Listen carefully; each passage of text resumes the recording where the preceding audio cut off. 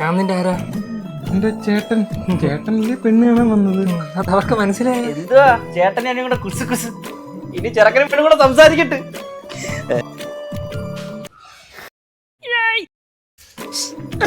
എന്തുവാ അച്ഛൻ പറഞ്ഞു കണ്ട് സംസാരിക്കണം. എന്തോ കണ്ട് സംസാരിക്കണമെന്ന്?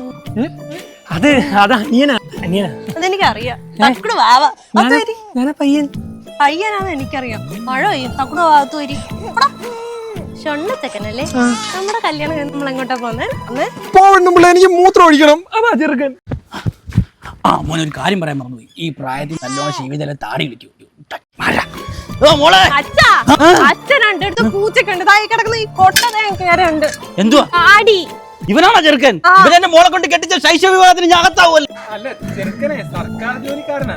സർക്കാർ ജോലിക്കാരനെന്ന് പറഞ്ഞപ്പോ എനിക്കൊരു ആട്ടമൊക്കെ ഉണ്ട്. പക്ഷെ അവന്റെ മുഖം നോക്കിയിട്ട് എനിക്ക് അവനെ കെട്ടാൻ പറ്റത്തില്ല. വണ്ടി ബീവറേജിലോട്ടാ. ചേട്ടൻ ബീവറേജ് ഇറങ്ങണ്ട കേട്ടോ. അതെന്ത്?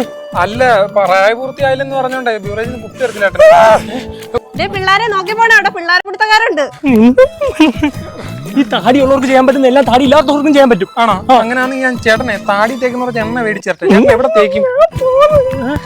നമുക്ക് വല്ല ബംഗാളിച്ചിട നോക്കിയാലോ?